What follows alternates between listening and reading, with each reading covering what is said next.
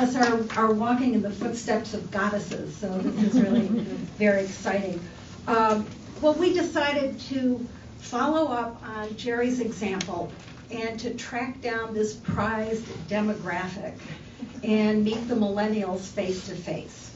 And I'm going to tell you just a little bit about this pilot project because it's something that we're extending beyond millennials. We're going to start to talk about it as take a voter to lunch. But let me just tell you what we found about millennials.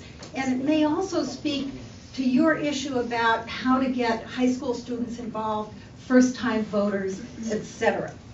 First of all, let me tell you what our goals were with it. We wanted to gain a better understanding of this demographic. We didn't want it just to be defined for us by the media. And we wanted to do it through personal and anecdotal information. We wanted to really talk with people rather than have things presented to us. We also wanted to engage these voters in a dialogue about what was important to them, what they cared about, and what information they needed to know back. And also in that conversation, we wanted to provide a personal perspective and explain to them why we were engaged in voting for Hillary and to ask questions of them relative to that. Well, when we came together and we sort of pooled our stories, we did find out three things, and I'll tell you our detailed sort of findings later. But we did find out that by and large, millennials are well informed. They rely on primary sources rather than secondary sources and editorial sources. They access news media all the time, usually through apps. They have Google alerts about the topics that they care about. So this is a voter group that is very up to date on what is important to them, and they access news sources in their primary form.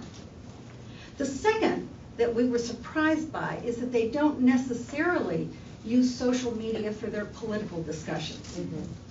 That it's something that they use for social interaction, but political discussions on social media become a little awkward. And as one person put it, she said,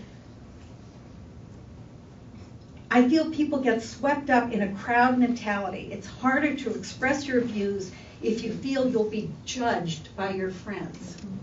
And so it started to make us think that these conversations became all the more important. The other thing is that millennials access the internet for videos that are mostly comedic and satiric, and that a lot of opinion was really demonstrated in that way. And a lot of them were citing, for example, John Oliver's takedown of Donald Trump. So those were the things that we were looking at. Over a 2-week period, we talked with several dozen millennials, young voters, and we want to give you just a few portraits, just snapshots of who they were and what we learned from them.